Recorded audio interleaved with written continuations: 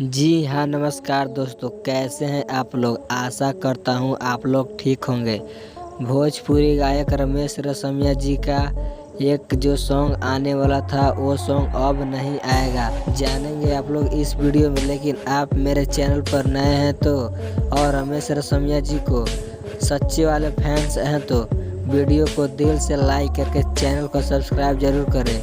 और बिना समय लेते हुए इस वीडियो को स्टार्ट करते हैं।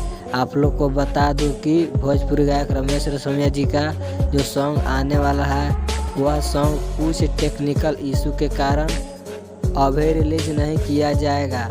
और इस सॉन्ग का टाइटल था हई रंगबाज जिला आरा के, जो भोजपुरी गायक रमेश रसमिया जी और सृष्टि भारती दोनों मिलकर इस सॉन्ग को गाए थे। यह सॉन्ग डुएट सॉन्ग है। यह सॉन्ग छठ के बाद रिलीज किया जाएगा, सूत्रों के हवाले से खबर यह मिली है। और रमेश रसमिया जी को चाहने वाले हैं तो इस वीडियो को ज़्यादा से ज़्यादा शेयर करें और मेरे चैनल को भी पूरा प्यार आप लोग दीजिए। अगर वीडियो अच्छी लगी हो तो कमेंट करके ज़रूर बताएं। जय हो भोजपुरिया समाज।